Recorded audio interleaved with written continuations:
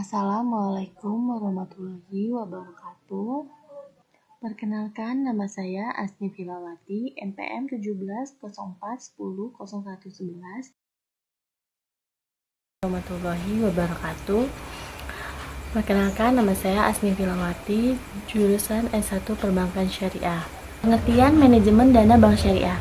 Manajemen dana bank syariah adalah upaya yang dilakukan oleh lembaga bank syariah dalam mengelola atau mengatur posisi dana yang diterima dari aktivitas funding untuk disalurkan kepada aktivitas finansial, dengan harapan bank yang bersangkutan tetap mampu untuk memenuhi kriteria likuiditas, rentabilitas, serta solvabilitas. Adapun tujuan dari manajemen dana bank syariah. Yang pertama, untuk memperoleh profit yang optimal, dan yang kedua, menyediakan aktiva cair serta kas yang memadai, dan yang ketiga, menyimpan cadangan, dan yang keempat, mengelola kegiatan-kegiatan lembaga ekonomi dengan kebijakan yang pantas, dan yang kelima, memenuhi kebutuhan masyarakat akan pembiayaan. Adapun batasan dan pengukuran dana bank syariah. Batasan dan pengukuran dana bank syariah itu terbagi menjadi 3. Yang pertama, struktur modal, yaitu faktor yang sangat penting bagi perkembangan dan kemajuan bank sekaligus berfungsi sebagai penjaga kepercayaan masyarakat. Dan yang kedua, pemeliharaan likuiditas, yaitu kemampuan bank untuk memenuhi kewajiban jangka pendek. Dan yang ketiga, aktiva produktif. Aktiva produktif yaitu salah satu tugas pokok bank, yaitu untuk memberikan pembiayaan, penyediaan, dan untuk memenuhi kebutuhan pihak-pihak yang membutuhkan defisit. Yang ketiga, aktiva produktif, yaitu salah satu tugas pokok bank untuk pemberian fasilitas penyediaan dana dalam memenuhi kebutuhan pihak-pihak yang berupa defisit unit. Adapun sumber dana bank syariah, yang pertama titipan, dan yang kedua partisipasi modal, dan yang ketiga investasi khusus. Sumber dana dan alokasi pendapatan bank syariah. Dana yang telah diperoleh akan dialokasikan untuk menghasilkan pendapatan. Dari pendapatan tersebut dapat memberikan pendapatan bagi bank. Nah, sumber pendapatan bank syariah itu ada 4 macam. Yang pertama, berasal dari bagi hasil atas kontrak mudharabah dan musyarakah. Dan yang kedua, keuntungan atas kontrak jual beli. Dan yang ketiga, hasil sewa atas kontrak ijarah. Dan yang keempat, fee dan biasa administrasi atas jasa-jasa lainnya.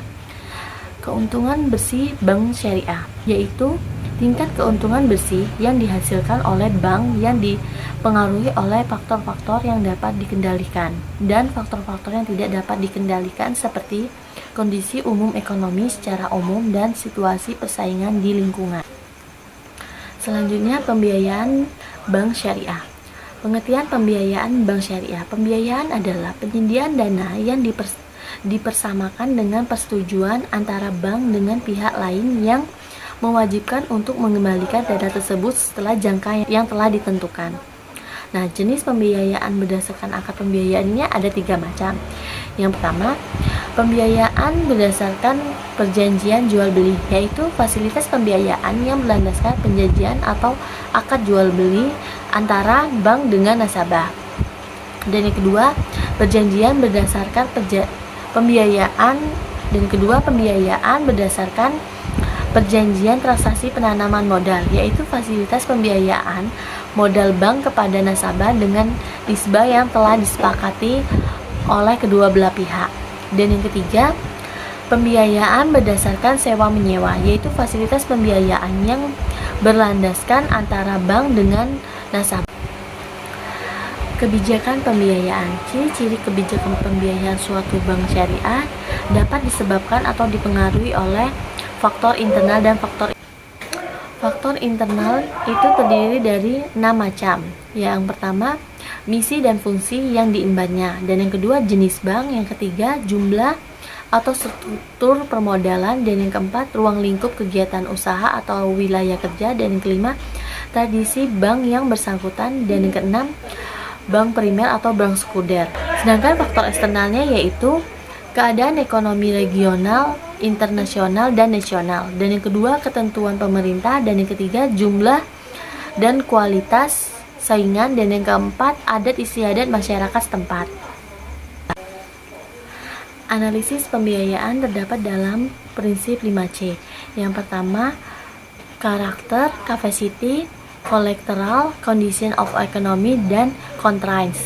Tujuan analisis pembiayaan ada 3 macam, yaitu yang pertama menilai kelayakan usaha calon peminjam, dan yang kedua menekan risiko akibat tidak terbayarnya pembiayaan, dan yang ketiga menghitung kebutuhan pembiayaan yang layak. Proses pembiayaan itu ada 3 macam. Yang pertama inisiasi, dan yang kedua dokumentasi, dan yang ketiga monitoring.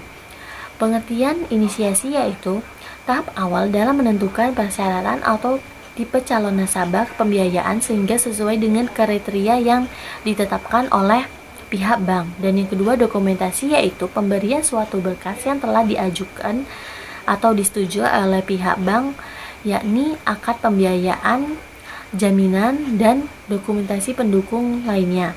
Dan yang ketiga adalah monitoring, yaitu pihak bank yang mengunjungi ke nasabahnya. Jenis-jenis pembiayaan pada bank syariah itu ada 4 macam. Yang pertama berdasarkan tujuan penggunaan, yaitu seperti pembiayaan konsumtif dan pembiayaan komersional. Dan yang kedua berdasarkan keperluan, seperti pembiayaan modal kerja, pembiayaan investasi, dan pembiayaan proyek. Dan yang ketiga berdasarkan jangka waktu, yaitu seperti pembiayaan jangka pendek, pembiayaan jangka menengah, dan pembiayaan jangka panjang. Dan yang keempat berdasarkan metode pembiayaannya, itu seperti pembiayaan bilateral dan pembiayaan sindikasi. Selanjutnya manajemen keuangan dan risiko bank syariah. Perbedaan antara konsep time value of money dengan economic value of time, yaitu time value of money yang biasa disebut dengan nilai waktu uang adalah suatu konsep yang menyatakan bahwa nilai uang sekarang akan lebih berharga daripada nilai uang pada masa yang akan datang, atau suatu konsep yang mengacu pada perbedaan nilai uang yang disebabkan karena perbedaan waktu. Sedangkan value of time yaitu sebuah konsep di mana waktulah yang memiliki nilai ekonomi, bukan uang yang memiliki nilai ekonomi.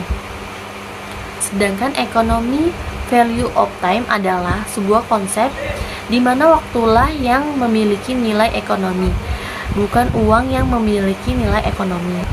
Instrumen likuiditas. Instrumen yang saat ini tersedia untuk melakukan manajemen likuiditas bank syariah melalui pasar uang itu ada 6 macam. Yang pertama, sertifikat Bank Indonesia Syariah, dan yang kedua, deposito antar bank syariah, dan yang ketiga, sertifikat investasi mudharabah antar bank, dan yang keempat adalah fasilitas simpanan Bank Indonesia Syariah, dan yang kelima fasilitas pembiayaan, dan yang kelima fasilitas pembiayaan jangka pendek bagi bank syariah, dan yang keenam fasilitas likuiditas intahari bagi bank umum berdasarkan prinsip syariah. Selanjutnya prinsip 5C dalam pembiayaan. Yang pertama karakter, yaitu sifat customer baik dalam kehidupan pribadi maupun lingkungan usaha. Prinsip ini untuk mengetahui segala mana itikat yang atau kemampuan customer untuk memenuhi kewajibannya sesuai dengan perjanjian yang telah ditetapkan. Dan yang kedua kapital. Kapital itu yaitu dimiliki oleh calon mudharib semakin besar modal, yaitu jumlah dana yang dimiliki oleh mudharib. Semakin besar dana modal yang dikeluarkan dalam perusahaan, maka semakin tinggi pula kesesungguhan calon mudharib menjalankan usahanya. Monitoring dan pengawasan pembiayaan berdasarkan manajemen risiko. Monitoring dan pengawasan pembiayaan berdasarkan manajemen risiko. Monitoring pembiayaan adalah pemantauan pembiayaan agar dapat mengetahui sedini mungkin defisi yang terjadi yang akan membawa akibat menurunnya mutu pembiayaan. Dan yang kedua pengawasan pembiayaan, yaitu usaha untuk mengendalikan pelaksanaan pembiayaan agar persyaratan dan target yang diasumsikan dapat dipenuhi sebagai dasar persetujuan pembiayaan. Jadi monitoring dan pengawasan pembiayaan lebih mendekat di upaya penjagaan dan penyamaan pembiayaan yang bersifat preventif. Sedangkan dalam rangka penyelamatan pembiayaan dari kemungkinan kerugian yang yang potensial lebih mendekati ke upaya defensif atau dapat mencegah kerugian. Manajemen risiko bank syariah. Jenis-jenis risiko. Yang pertama ada risiko kredit, yaitu muncul akibat kegagalan nasabah atau pihak lain untuk memenuhi liabilitas kepada bank syariah sesuai dengan kontrak. Dan yang kedua, risiko pasar, yaitu muncul akibat adanya pergerakan harga pasar dari portofolio aset yang dimiliki oleh pihak bank dan dapat merugikan pihak penyedia dana. Dan yang ketiga ada risiko likuiditas, yaitu terjadi akibat ketidakmampuan bank syariah dalam memenuhi likuiditas yang jatuh tempo. Dan yang keempat, risiko operasional, yaitu risiko kerugian yang diakibatkan oleh pengunduran internal yang kurang memadai, kegagalan proses internal dan kesalahan manusia.